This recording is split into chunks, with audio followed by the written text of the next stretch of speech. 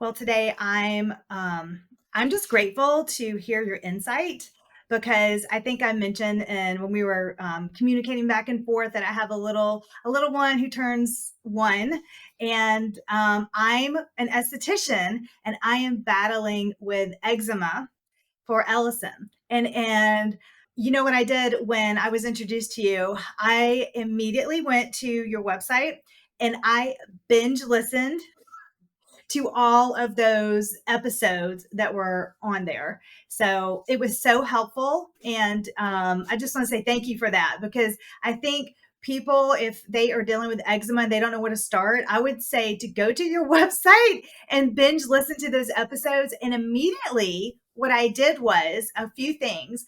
I took avocado out of his diet, which is a histamine.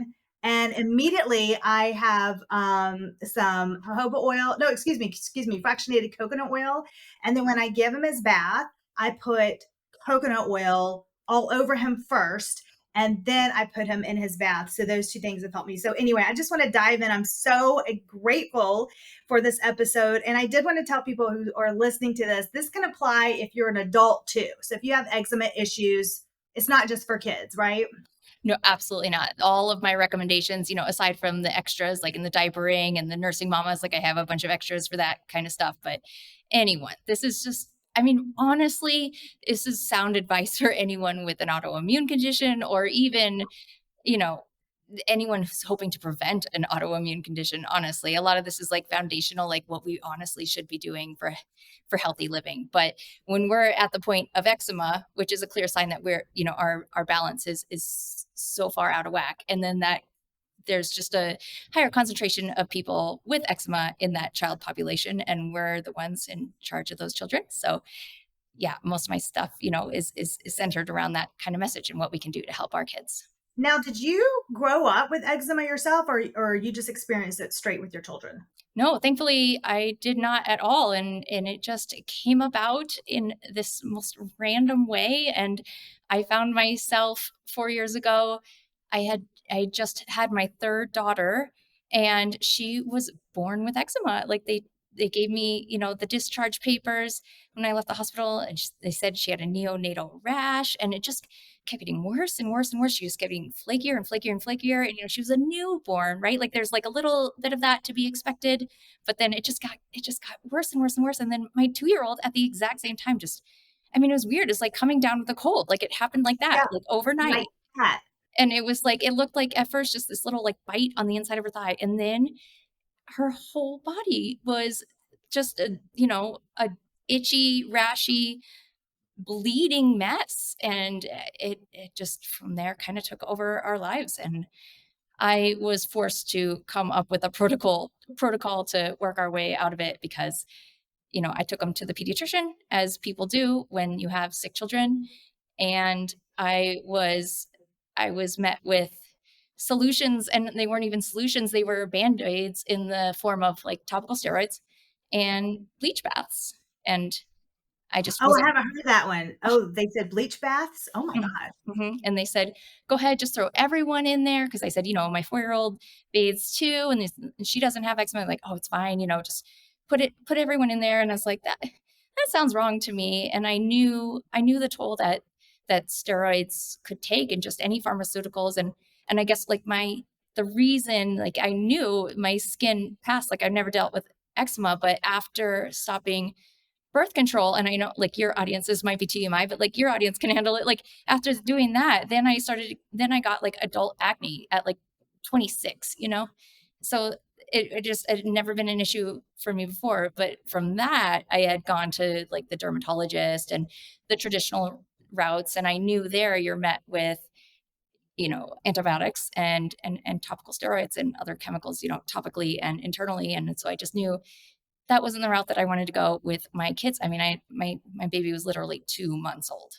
Oh my goodness. I don't think people really know what the side effects of steroids are and antibiotics. And, nowadays, if you have to give an antibiotic, just be prepared to get the gut ready to be able to take the antibiotic if you have to have that for any kind of sickness. But the steroids, topical steroids, I don't think they know or some people may not. Can you talk about that? Like why you decided not to do the steroid Mhm. approach? Yeah. I knew that it's just kicking the can down the road. Like we're band-aiding the symptoms, right? And Right. I understand the desperation and the lack of sleep. Like I took that doctor at that appointment gave me two separate prescriptions to use on my baby and my 2-year-old, but like that did different things, but both steroids. And he said, "You need to put on gloves yourself before applying these." Oh And my that goodness. was like signifier number 1. This was like a really bad call. But next, I knew we weren't actually addressing the root cause. And, I asked him, like, why do you think we're in this position? And he's like, well, it's just a chronic condition. And it just is what it is. Some people are dealt that hand, and this is what you have to do to manage it. And you wait for them to grow out of it, which is also really dangerous advice because you're not addressing the root cause of the symptom. And then just that systemic inflammation is growing and festering. And then, the kids that do seemingly grow out of it, it just morphs into allergies and hay fever and the rest. And then some never do. It never morphs. It just stays with eczema for their lifetime until they really bring down this systemic inflammation, get their lymph moving, get their liver uncongested, and a whole host of things. So that was, yeah, It also really, so when you keep using the steroids, it thins their skin, just from a skin perspective, because that always makes me nervous. I'm like, oh my goodness. And it lowers their immune system. So they're able to catch things more readily too. Just because I did what you did, and Ellison got eczema and it just kept getting worse. And so I took him to, obviously my pediatrician, then the dermatologist. They did the same thing that you said. Here's a antibiotic and here's a steroid. And I knew they were going to say that because being an esthetician, all my clients when I practice, that's what they always said. I'm like, oh, it's just like you said, a band-aid. There's something causing this. What is causing this? So did you ever find the actual culprit of what was causing it? Or was it a combination of things? yes.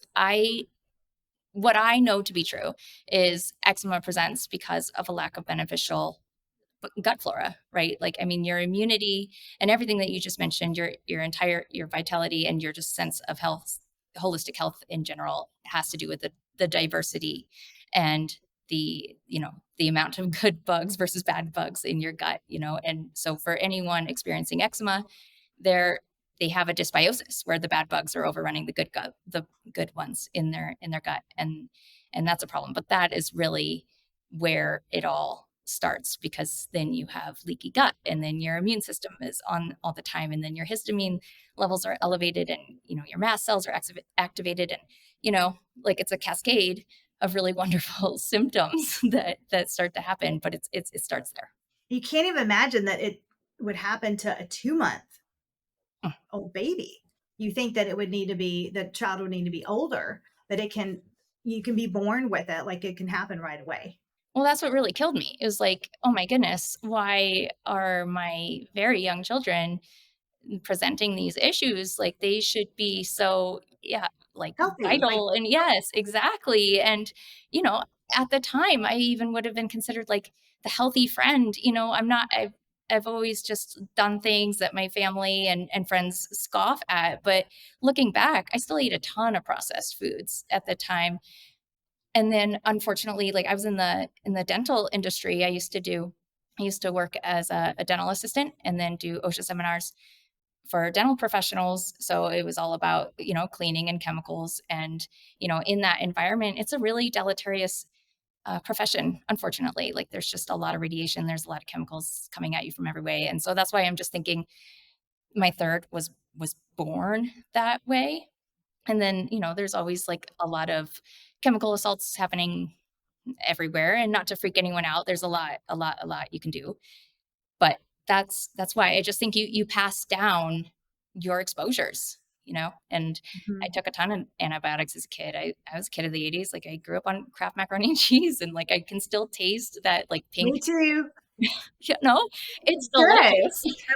I had the cereal, I had the mac and cheese, I had all of that. I had the McDonald's. I did too. So Pizza Hut, all of that. Yep. Yep, bless our parents, and they tried. But yes, I lived on Happy Meals, Kraft macaroni and cheese, and eventually TV dinners and soda, and yeah, and then Well, And I have to think about, like, if we think about our parents' generation, they grew up not having that, and suddenly there was these new things that came about, and they just trusted those sources. They trusted the restaurants that popped up. They trusted the TV dinners. They didn't know any better, so they gave it to us. And then as the decades have gone on, everybody's having all of these health issues, and we're like, wait a minute, where's this coming from? Oh, we're doing it to ourselves. We're eating it. Yeah, We're we're literally putting it in literally eating it, or yeah, eating it and now not absorbing it because of all the previous assaults. And yeah, that's like how people like you and I, who are seemingly healthy people, are having kids that are just, yeah, born with these issues from the get-go. And so that's why we gotta just, that's why I'm raising awareness and giving people what they can actually do to turn it around, because that's what we have to do. That's amazing, and kudos for you. I can't imagine, having, so you have 4 children now, and then when one of them was 2 months, having to do a deep dive because you don't even have time to barely take a shower. So to find the time to research this, and it goes down a rabbit hole of this and this and this, I don't even know where you would start. Oh, I don't know. I mean, like, the time was a blur because I just wasn't sleeping Right. because, the 2-year-old would wake up screaming, crying from itching and Oh, pain, and then the baby, and it would go back and forth, back and forth, back and forth, and just, like, putting on lotion that was just, like, immediately absorbed, and then, you can't immediately go back to sleep, and then you have to get up, and I was still working at the time, and then it was COVID. And so I was working in infection control. So like that was going bananas. Like I had to even put in more hours. And, it just, my oldest, I found out then also at that time she had celiac. So at the time I was like 3 for 3 on autoimmune conditions. They were all cesarean babies, like there was a lot. And yeah, so anyway, I didn't sleep. I just researched.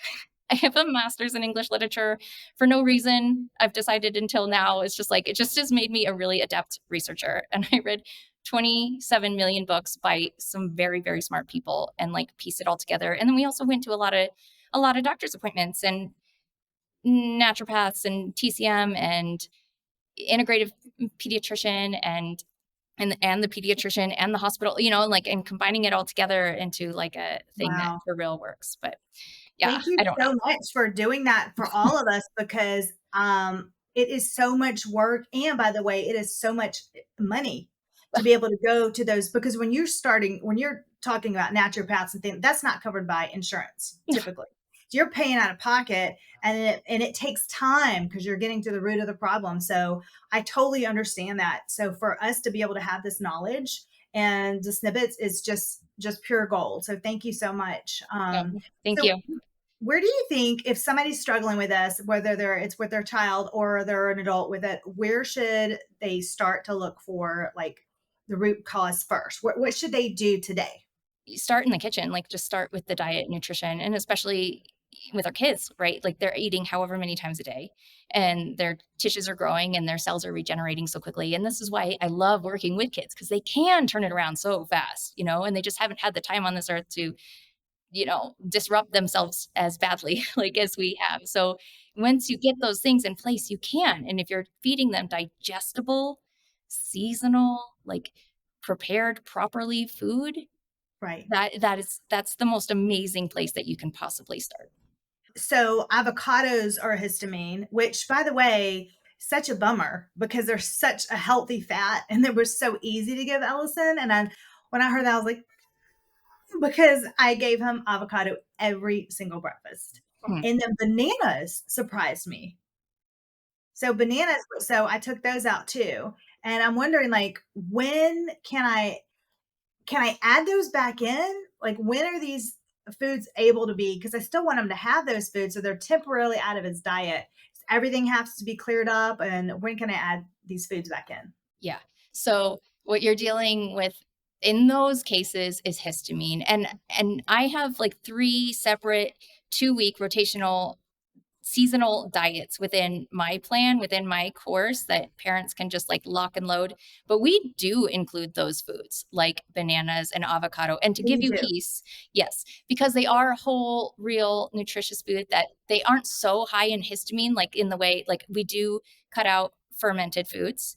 And because those are super high in histamine, but like that's where we go first, because we're like, oh, we have to fix their gut, and those are high in probiotics. And like, of course we mean well, but that's part of the reason that it's so confusing. Is just these seemingly healthy foods are causing a lot of havoc for this specific issue. So we do take out bone broth. That's also a very high histamine food, also recommended for gut health. And the ferments, anything made from yeast, which is like vinegar, and those type of foods, that is worthwhile to take out for a short while. But to your question, 90 days, like 90 days is a good amount of time to really, really buckle down. And if you can do that, you will watch them turn it around. Like, but you will be those antibody serums won't be in their blood anymore. And it takes that amount of time because there's half-life, like you're dealing with IgG food sensitivities in the case of eczema. Like if you have an IgE allergy, you likely know that's the case, right? That's like when you have like anaphylaxis and like all these like really big symptoms. So Right. parents are generally really aware when there's an IgE thing happening, and those antibodies get out of your blood much quicker than the IgG, which is the food sensitivities. That takes like, it's like it has a 23-day half-life. So right, you're like 23 days and then half of that, 23 days, half of that. So anyway, in 90 days, if you really do buckle down and you omit the dairy and the gluten, and then there are a few other foods like nuts, eggs, unfortunately, like those foods are like textbook eczema triggers. But if you can buckle down and get rid of those for 90 days, you will be okay. And then you can start reintroducing healthy, real, whole food like eggs, and sparing amounts of organic, real dairy. But to give you solace in the spring, don't eat dairy or really bananas or avocados anyway, because they're like dense and high fat, and it goes against like the seasonal qualities. Okay. Don't do those in the spring, you say? Right. Huh, I did not know that because it goes against the what? Right. Like, so a part of it is like seasonal eating. So one is so that you inoculate the gut with the correct microbes, right, for the season. And it's like what's actually happening outside, of course, affects us, our circadian rhythm and what's happening with us inside. Like we're very much affected by our elements and our environment. But a way to think about it is like each season has its own properties. So spring is like this like earthy, wet, heavy type of season, right? So you'd want to eat like foods the opposite of that, opposite balances. So in the case of spring, you'd want to eat like light, easy, like more clear foods. And plus the natural harvest is just more austere, right? There's just not as much. So it's like more berries and cherries and sprouts. And it's not like you can only live on those things, but more vegetable focused, more bean focused, more legumes, because those Okay. are astringent. And since spring is that wetter season, but each spring or each season then has its own like respective properties. But it's also another way to look at eczema specifically, because eczema is this very hot and dry and mobile condition. And if you eat things that are like cooling and calming and easy to digest, like that balances out what's happening with eczema. So I have two questions. So I know that gluten-free. Now, what do you think about sourdough? Since does that include removing sourdough too, or can they have that? Yeah, I love sourdough. It's like a great thing after these 90 days. Like that would be one of the whole real foods that you should totally reincorporate. But for right now, if you're really trying to reverse eczema, you need it. It's still hard to digest food, and like their bodies are already working so hard with everything else going on. You just need to get them easier to digest stuff. Okay, he loves bread. Bread and hummus are his like. He loves it. My 2-year-old's obsessed with hummus. He's like, hummus. Yeah. Yes, he's oh my gosh. And so, yeah. And the other thing is, what do you think about now? I know dairy. Now I have him off dairy, and he's got like coconut yogurt, and we're doing coconut milk and stuff. What do you think about raw milk? Do you feel like that's still you have to remove even that? Okay. Mhm.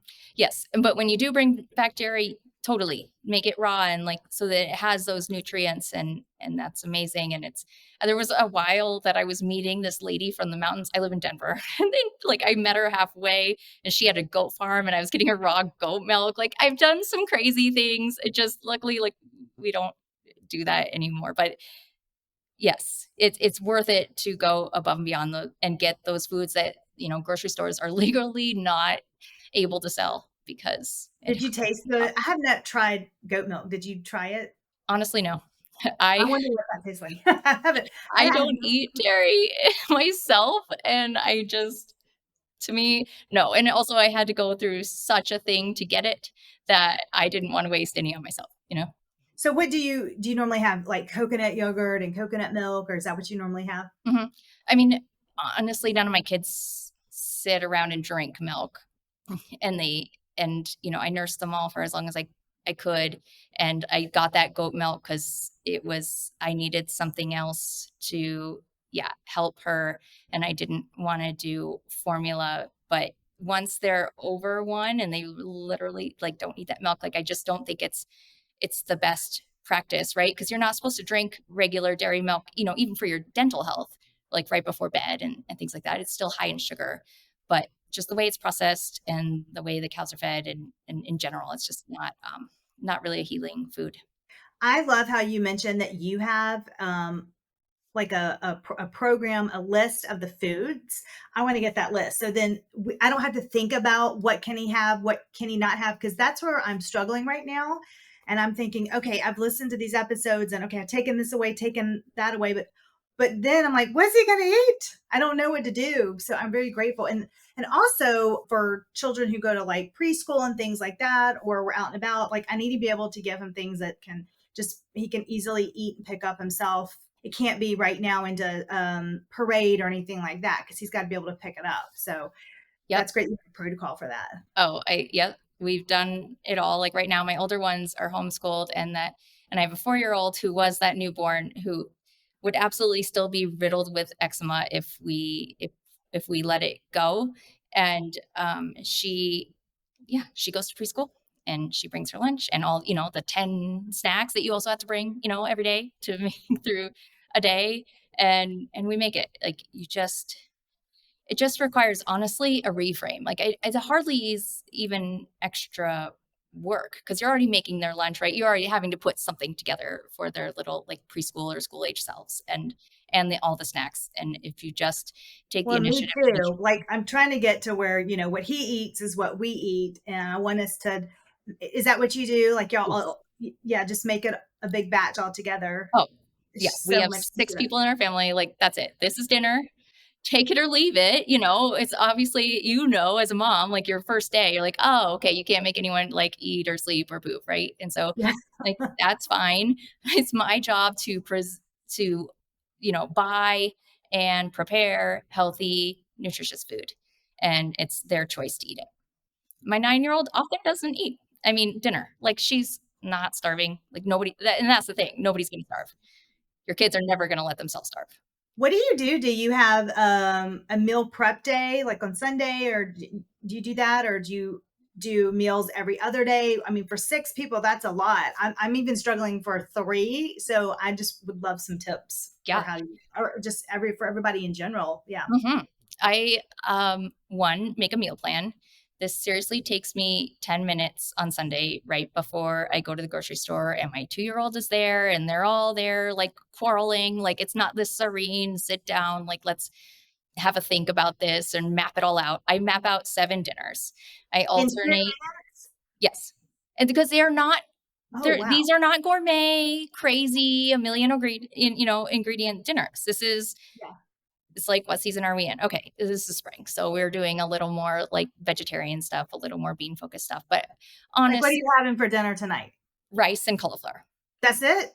for real. Rice and cauliflower. Yeah, Is there but any meat?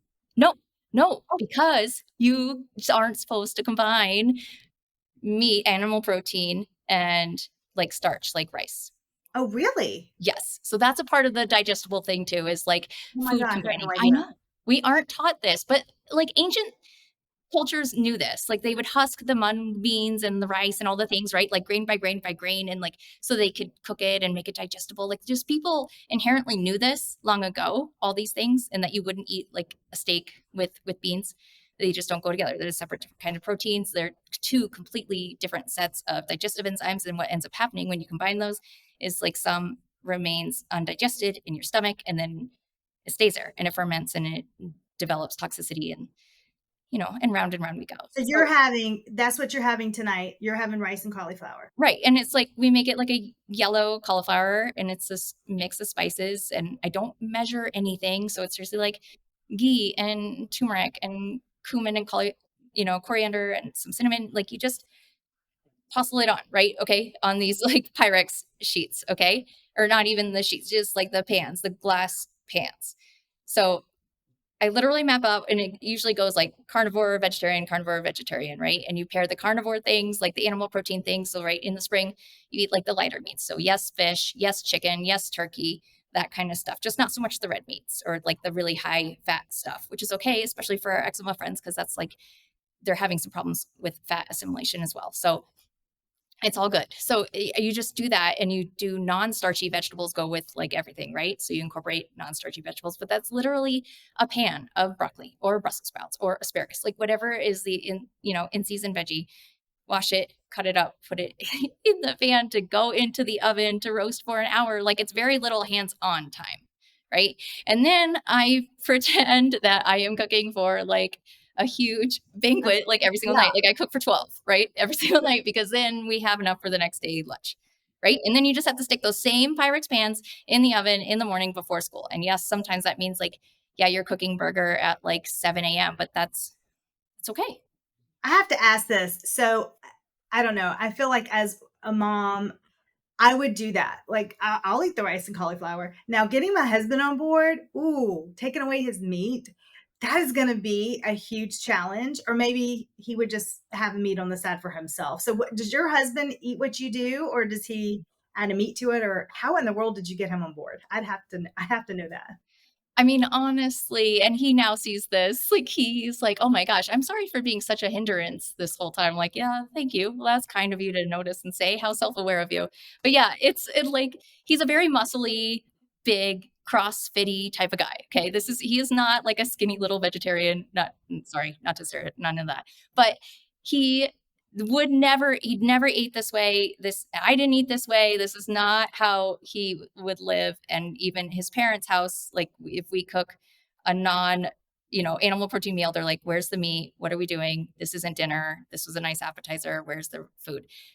It's a reframe more than anything, because there's still plenty of food. If you eat a serving of rice and cauliflower, your stomach is going to be full. And that's something that you can actually digest before bed. Is it my 9-year-old's favorite meal? Absolutely not. You know, just it is like, and But yes, they're doing well. They're not itching, and so that's the main. everyone's skin is, even my 4-year-old is butter soft, and everyone is like, knock on wood, sleeping. And like my 2-year-old doesn't have a red bum. Like Right. it's incredible. So yes, there is some griping sometimes. And like I said, it's a take it or leave it policy for us. And what's really amazing is when you pack their lunches for school, it's like, well, bye. And you don't have to hear that griping like at that Yeah. time, you know? They let their teachers deal with that. I'm sorry. Like that's it. Like, and then, my 9-year-old also tries to pull the like, oh, but my friends don't eat this and I look weird. And she knows how to play me too. It's like, well, then again, choose if you want to eat it. What do you think about so when they go to birthday parties and things like that, how do you handle that? Because they have all the processed foods there, all the cupcakes, I mean, that is overwhelming. And then you don't want to feel odd because you're not partaking in that. So how do you handle that? Mhm. Well, it depends on how young they are. If they're young enough, then I always just brought their own treat. Like if they're too young to have treat, like if they're under 2, nothing, right? If they're between 2 and 5, bring your own cupcake or whatever, because then they want to be a part of it and the whole thing. But like bring your own, and that's fine. And there's tons. My kids need sugar every single day. They don't need it. Nobody needs sugar, right? But like They want it. Yeah. they definitely want sugar, and it's very loud if it's like not a thing. So there's treats in the diet plans, like especially if you make them own, you can make them really clean. You can sweeten them with things like maple syrup, and it's just as not as triggering, and it doesn't spike your glucose as much, and it just it still is like going with your plan to quell the inflammation. So yes, if you can bring your own. If not, I mean, if you're dealing with a school age kid, like now my kids can go to the birthday parties and just do whatever. Not every day, not like Right. Friday, Saturday, Sunday, Monday, Tuesday, but it's like, okay, Saturday, this whole thing, fantastic. Go ahead and eat the pizza and the cake. You do you. And then we'll have cauliflower and rice the next day. Right. And like we try and balance it out. So that's my goal for all my clients. It's like, I don't want anyone to have to avoid almonds or eggs or anything for the rest of life. Like that's not balanced. That's not the goal. The goal is moderate consumption of everything. Because you don't want to like blow it, like do really well, and then you're like, oh my gosh, I can't do this anymore. So I think that's good to allow yourself to have those every now and then you can bring, it's like the 80-20 rules, pretty much what I do too. So yeah, like You have to. Allison's birthday party is on Saturday. I'm gluten free, I'm dairy free, but I will be partaking in a few things that day because that's everybody's, people are bringing stuff. And also when like Thanksgiving and Christmas on special occasions, I do allow myself to, and I know that I'm pay for it. I know what's ahead of me, but I want to live a little bit too. So Yeah. So it's balanced moderation. And if they're like older, if this was my 9-year-old today and she was riddled with eczema, like I would just play to her, her drive to feel better and to look better, depending on like, I'd just be like, hey, you can eat this, of course, but like you decide and what will happen and we'll kind of have to restart and reboot. So you just have to meet them where they're at. But the goal is to absolutely partake, have fun in moderation. okay, so let's talk about skincare and like bath time and things like that. I know that I'm sure you've dealt with this a lot. So a lot of people are probably getting their favorite soaps and things. And we know I would say first thing, fragrance free, of course. And I noticed this. So I had some fragrance free bath products that I was using and lotions. However, there was, and I know this sometimes helps and it's supposed to calm down. Using lavender oil, it's supposed to calm down the skin, but actually, I took that out and I used absolutely nothing, and that made a difference. And I didn't realize the lavender oil was actually flaring up a few things, which I thought was interesting. Because So it's part of the essentially, ragweed family. oh, okay, okay, and that's what's flaring. That's why it's flaring it up on Mm-hmm. him. Mm-hmm. Chamomile as well. And they're both like touted as these like calming, soothing oils, and they are Yeah, for some people. right, Right. right. It's the Yeah, same as like sauerkraut is good for some people, but yeah. not so much for our He's not going little. to eat sauerkraut though, so we're good. Right. But it's just the same principle, right? It's like these things that are like, oh, I'm doing really good at giving the lavender oil and everything. But those could totally exacerbate their symptoms if they're sensitive to ragweed, which they likely are. So, what do you bathe your children in? So like we use our bath as like a real therapy. And honestly, now we're in a rental and we don't even take baths. Like they all just shower. Like we're in a completely different spot. But at the time, put baking soda and Epsom salts, unscented Epsom salts, and Yep, that I've you been can doing use. That's a true like detoxification process, and it really really helps. So that is really really helpful. But before that, we do an herbal oil to like add this protective layer to the skin, play on its lipophilic properties, and like promote this like cellular level hydration. And it also protects the skin against hard water or hot water or even just water in general. There's just things going on in your water, but it's a true therapy. Like the herbal oil and then the bath, the detox bath. It You really, it's sell just. the oil, you sell this herbal oil? Mm-hmm. Okay. Okay. So they can go to Mm-hmm. eczemakids.com. eczema-free.com, go to the soothing skincare tab.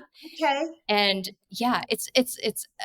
another one of those things that we weren't brought up using, but this is an ancient therapy. It's playing on this Ayurvedic therapy called Abhyanga, and it's a herbal oil massage. And when the oils are infused in this way, that is how the nutrients in these herbs and the herbs that I use are specifically, made to help eczema prone skin.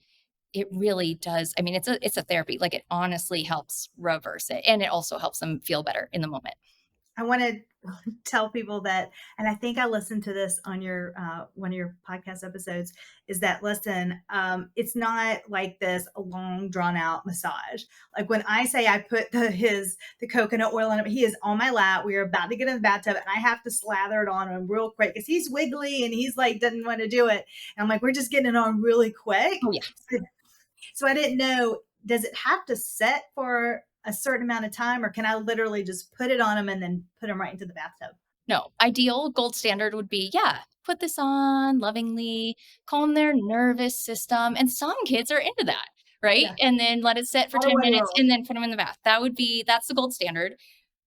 I've never lived that reality, and it's still been very, very effective. Like, that's the first thing that we started doing was these herbal oils once I like researched about that, and it's just a huge difference. But yes, they run around. My 9-year-old will not participate in this at all right now, which is fine. Like, right, she puts on lotion and whatever, she's fine. But the other ones, they run. My 2-year-old's like, "Bah!" But it really, it really does help, and it's totally okay. And then we go straight in the shower because we're already, late getting started. It's so anything helps. Do you think that this is also going to help with people who are dealing with like psoriasis and any other skin conditions too? They could put the oil on before they take a bath. And do you think that they should also put the like cleanse with this oil, or they just put it on before they do their cleanse? I recommend putting it on before the bath or shower. And then in the case of like, if you have an inflammatory skin condition, don't soap. Like, that is the antimicrobial parts. And ideally that bath is also, the baking soda and the Epsom salts are also antimicrobial, or even just taking a shower in general is like, you're washing it off, and the herbs, like, they're really high and yeah, antifungals and antimicrobials and all the things. So that's enough for eczema prone skin. Like, don't further dry out their like basically non-existent skin barrier. Now you mentioned, so I do the Epsom salts, but I have not done baking soda. I thought I'd pick that up when you said that. So how much baking soda should I be adding to his bath? Am I doing it with the Epsom salts? Mm-hmm. Yep. Throw it all in. Ideally, and you're putting it together before they're in there. If you let it like soak into the water a little bit before they get in there, that's ideal.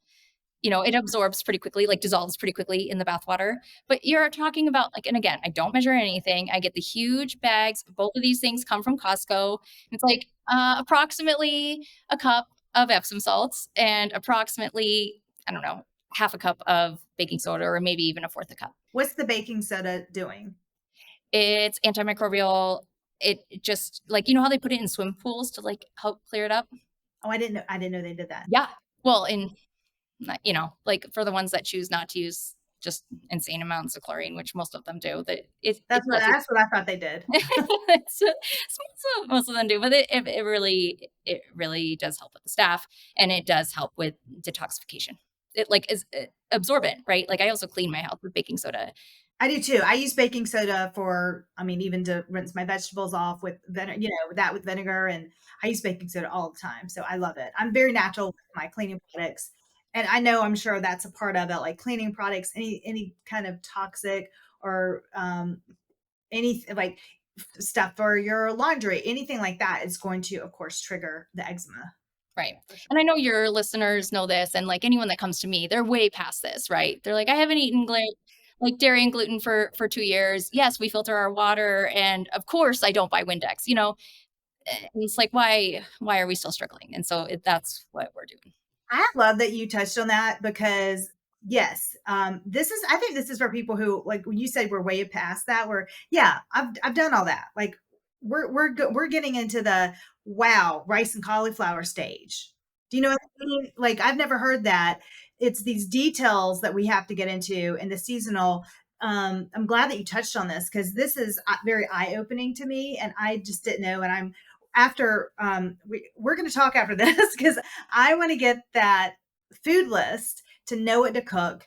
Is that where do we get that? Is that when we work with you one-on-one, or is it on your website? How do we get that list? Yeah, I do have a free list of like optimal foods by season for people with eczema as a downloadable PDF. If you go to eczema-free tab, like you can find this like skin saving toolkit.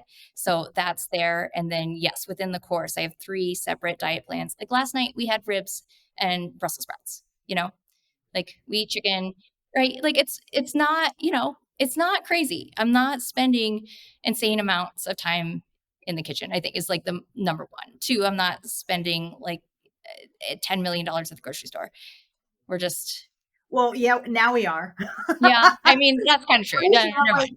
I'm like, this is insane. I told my husband, was like, we're going to have to move out to the country and grow the garden in the back because everything, especially if you're dairy free or gluten free, is outrageous. The prices for his 𝐂𝐤𝐢𝐬 yogurt, which I love that brand by the way, it's like $9.99 for a little. It's crazy. So you just add up everything. So Coco June.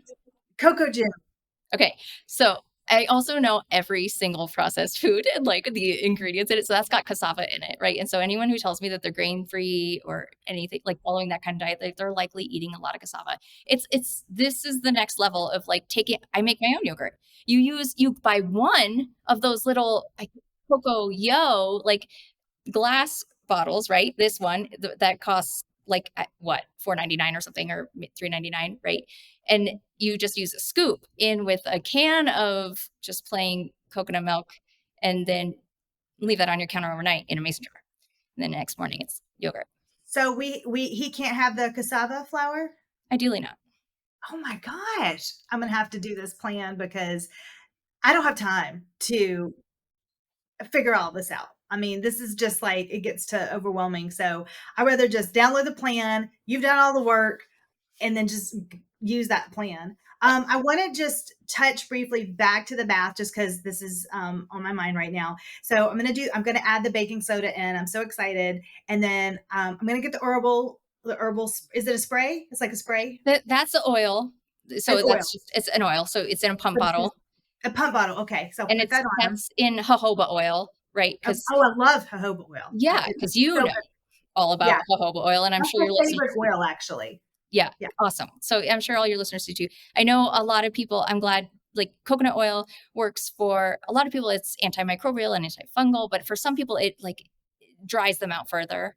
So I don't have coconut oil in any of my stuff. And then olive oil is in most of the things out there, and the high oleic, acid content, it thins out the skin more. And that's just like what we're trying to do the opposite for that for our little eczema friend. So I don't use any olive oil either in my product. Now, after you put the oil on your child and you put them in the bath, are you cleansing them with the soap too, or you're just using water? Yep. And the stuff that's in the bath. Yeah, ideally. And the stuff that's in their bath. And, so if they're sitting in the bath, like their bum is getting clean and their hands are getting clean and armpits, and you washcloth their face, right, to exfoliate and like just get the school or whatever off of them. Daycare. When I pick him up from school and he's preschool is almost once he's in the car, he looks like he's beautiful and I drop him off, and then he looks like he's been through combat by the end of the day. What happened? It's like all over his face. I mean, sticky. It's just a whole mess. So I'm like, here, we're going to the bath. Yeah. Yeah, I worry about the germs that I can't see. I'm like, what you can't see is that pink eye that's like happening. Oh my gosh. No, just get it. We wash his hands first thing. I'm like, we are getting the hands washed. That's another thing. Like, I send my preschooler, she has her own soap, like at the school, that can really help save their skin, and also helps those like antimicrobial soaps from not getting into their bloodstream, getting all that out when we're detoxing them. So how in the world did you tell the school that? Because that's a battle. Oh, such a battle. I mean, when initially I did this 4 years ago, my two oldest, or just my oldest, was in preschool, and they use bleach, every second of the day because like the different levels of clean, especially if you're running a daycare or preschool or something like that, like, or hospital, or obviously like you have to succumb to these standards, and that is fine. But I had to go to like the county health commissioner to get I mean, it was such a thing, but I found a cleaner that would be approved to disinfect, right? You're never going to sanitize. There's like sanitize, disinfect, clean. Clean is not acceptable for preschool and daycare because of the law, right? So you have to be here at this like disinfect part. So you have to find a product that meets those certifications. It has to say it on the outside, and it has to not kill their lungs. Like they're using bleach because it's cheap and it meets those requisites that they're held to maintain their license. So I found EnviroCleanse is a company out of Texas that you can get like the buckets. So I got buckets of those for her classroom just during the day. Like obviously you can't change. I mean, maybe you can, depending on how small the school is. You can't change like their entire cleaning protocol, and they did what they did at night. But it's just like during the day when you're doing the nap maps, when you're doing the tables, and even the kids, and preschool and lower grades, like they need to do their own cleaning to help and teach those life skills or whatever. And they're using the bleach. It's like, just no, none of that can happen. So gave them that just for her classroom. And then they had their own plastic soap dispensers. And like right now, my preschooler just has it in her bathroom and it's fine. I am so glad that you mentioned that. So EnviroCleanse, so you supply the cleaning product for her classroom. I did. This one, like she's just in there 3 days, 4 days a week. So I have the soap there that lives there.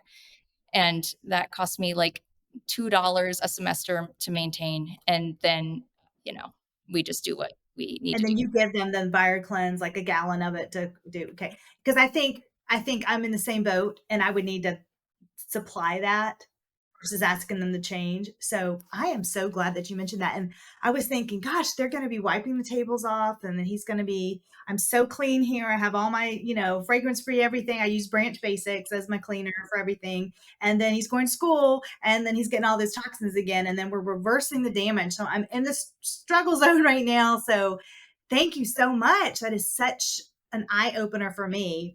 I'm gonna order that, and it is gonna be awkward. I'm not gonna lie, it's gonna be awkward to have that conversation, and they look at you like a cuckoo bird. You're like, oh, you're that mom, and I just have to be like, yeah, I'm that mom, and that's the way it is. It's part of the worst part. Like, I don't like being that person. I am not off the deep end or not living as a part of society where I don't think this stuff isn't normal. Like, I know I'm off the deep end. I know it's crazy, but I have to advocate for my kids. And for, back then when they were so apparently to the outside, to the outside world unwell, and still government and teachers, like they're not going to actually care, but like you could at least show them. And for now, this like part-time preschool that we're at is just like, hey, Barbara has had this lifelong bout with eczema and we have to be very careful. And I just made it sound like we were still in it, even though now we're past that, but just so they could take it seriously and take note, like, hey, when there is a birthday party at the school, like here is a box of the Yum Earth, lollipops or whatever. Because that stuff, like that's different than going to a party when you have your friend's birthday at school and you don't even care, but they just bring a whole Yeah, bunch of treats and yeah, it's like that's yeah, not enlivening their experience. So it's yeah, just like have something that doesn't spoil, it's still yeah, candy, it's still sugar, it's not like a health food by any means, but it's still like not yeah. with artificial dyes and flavors and all these other things that would definitely cause some inflammation. Yeah, for his party Saturday, my mom is making the homemade icing on his cupcakes. And I use Simple Mills as the cupcake mix. And then I even found sprinkles that are plant based that you can put on the like every detail. And I had to really look inside even the natural sprinkles because a lot of them were made with bad oils. And I'm thinking, okay, they're plant based, but then you have the inflammatory oils. Oh my gosh, I'm exhausted. And It I is can't wait. exhausting. So exhausting. It's So I what's have so hard. Yeah, yeah, natural means nothing. Plant-based means nothing. Good for you means that it's healthy or it just right? It was low fat when I was a kid. My mom was like, "Low fat, great." yeah. Gummy bears are low fat, you know? Yeah, exactly. I know. So yeah, so I'm really glad. So hopefully this will touch other moms too if they're struggling with that. And for that oil that you sell, do you also put that on? It's a two-part question. Do you put it on after you bathe your kids too? And also, the second part is, do you put it on several times throughout the day, or is it just a one and done kind of I thing? do a one and done, concentrate on the lymph areas, like, yeah, no, your neck, behind your ears, the groin, armpits, under the feet, like, these things. But, if you like had to like pick a couple of things, like I would do it there. But ideally with littles, and especially they have such little, little square footage, little bit of real estate, like it's fast to go over their whole body. Do what you can, put them in the bath. Then we follow that up like immediately after the bath, before teeth, before any of that, you just pat them off with a towel. Then we have an anti-itch, anti-staph spray, and that Oh, helps like hydrate. This was, I mean, a game changer. Like when I developed this, when we were going through it, because the itch is like such a real thing. Like that is why people aren't sleeping. That's why the kids aren't sleeping, and that's why the parents aren't sleeping, and certainly why I wasn't sleeping, and they were just so uncomfortable. So it's just calming, cooling, and then it has traditional Chinese herbs, like real medicine in it, but without the, deleterious side effects that actually are antimicrobial. So it really, really helps with staph. Like a lot of my people come to me with TSW, and the symptoms are even more heightened from the actual eczema itself. It's just even more inflamed. It's more staph induced. It's just after being suppressed for so long with the steroids. And now we're at this like even worse place. Point is, it really, really helps calm, cool, detoxify, and really treat the skin, and then let that dry. And that's just a spray, right? So also in like this, stainless steel can. So when it falls, it's fine. And when you need to bring it anywhere, it's okay. And it's quick, quick, quick, dries really fast. And then as soon as that dries, follow that up with, we have a cream that's tallow based. It's tallow. So that's like bioavailable and has all of these vitamins and nutrients like vitamin A and D and E and K, niacin. It just is really like this bioavailable substance that the tissues that can actually use. It helps create and protect that skin barrier, like rebuilt. And then it's got some really soothing ragweed free essential oils. And then we have a little bit of cold pressed organic hexane free castor oil in as well. Because if you've ever used castor oil, it's like the thickest. It's like, molasses. It's very, very viscous. Oh And my it gosh. Yeah. really, really helps. Because when we were in the thick of it, when I put lotion on my baby, it would just absorb immediately, right? Or we used shea butter, and that never helped. Like, one, I think it's because it's a tree nut. And then two, because it's just so like smelly and kind of like staining, like did you ever use shea butter where like even after you launder your clothes and you put them away in your drawer and then a week later they're all like white? I And haven't. I'm using Tubby Todd right now. Have you heard of that brand, Tubby Todd? we used to use them, and like the olive oil ointment helped us get out of our tough spot for sure. But you do need to be careful. They have a new formula. Are you using the original formula or the new? Oh, I didn't know they had a new formula. Yeah, you're likely using the new one that has oatmeal in it. And a lot of people tout oatmeal as this like eczema soothing ingredient, but honestly, the body responds to oats the same it does gluten. It's like this kind of inflammatory protein in a lot of cases because it's also Really? not Okay. prepared correctly and it's not soaked and all the things. So Yeah. they're great. They're very cute, and I love their company. All their fragrance stuff obviously don't do that because that is phthalates and endocrine disruptor, and you know, they're great though. And the all over ointment is thick, and it was like the only thing that I could find at the time that would actually make a difference. But there are better things you can do. I like how you said there. It's funny because I had a question. I was going to ask you what you thought about beef tallow, Mm. and and you have that in your skincare. So that answered that. And yeah, castor oil. I love castor oil. It's great as an esthetician. It is so thick. I put it on my feet last night, and it is you will have baby soft skin feet the next day. And then I put it in my belly button, and I also use it, the packs and stuff like that. So to detoxify. And I thought about putting it on Ellison too. I just knew that I needed to like mix it with something. And I knew I needed to do that. I just thought, oh my gosh, this is cool. I need to experiment with this because it's going to get all over his jammies and all of this. But if you mix it, it's a lot better. So I'm glad that you had that in your product. This is so exciting. It's I'm for really, eczema. Like it's for people with eczema. But even if you don't, like, for the first time in my life, when I like squat down or bend over, my legs don't hurt. Like I've never had eczema. It's just like I just have, drier skin, and we live in Denver and it's dry, and it's just yeah. yeah. Like I always put on lotion like morning and night, but just yeah, it doesn't hurt to like move in my skin. Just or sting. Yeah. I've never had that. So when you squat, like you said it hurt. So it just, It's just, when you have really dry skin, like has your face ever gotten just like a little bit dry? So it's just like, it just feels tight.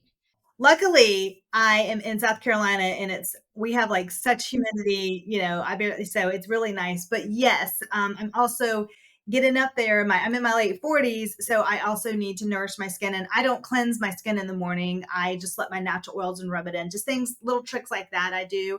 And then like, Hey, me too. That's yeah, helpful for me to know that you do that. Good. That's good news for me. yes. Yeah, unless you're actively breaking out, there's just no need to cleanse your face in the morning because you're doing all the work at night. Yeah. And I know that's controversial for a lot of people, but for me, it's just works really well with my skin. And it's And faster. Just water is like great.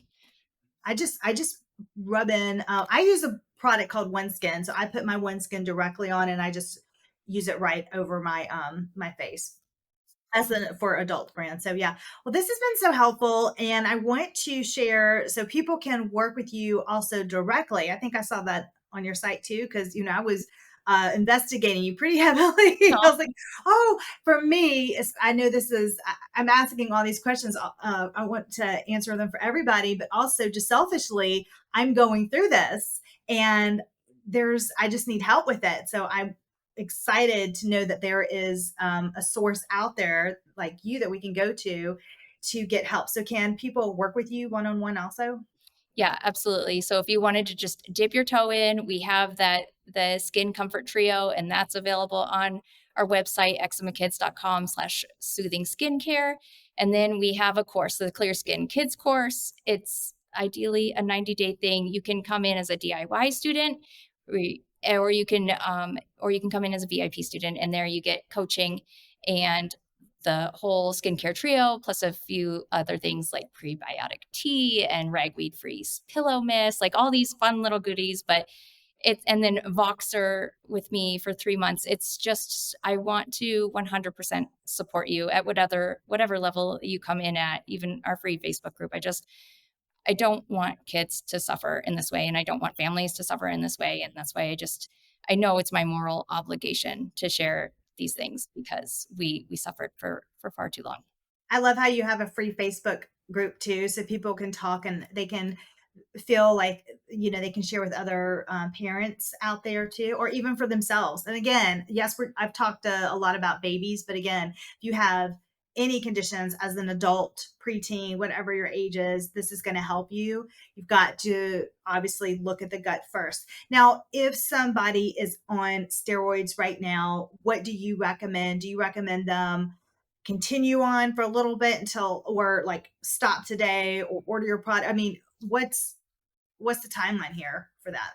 I mean, right, like nobody knows what's best for you. My clients often come to me because they just know that they can't continue down that steroid path, or they tried it and they knew it was toxic and also not yielding the results that they wanted. So, but a lot of them, as I mentioned, are dealing with TSW, and now they're just dealing with this extra component of inflammation, and that is okay.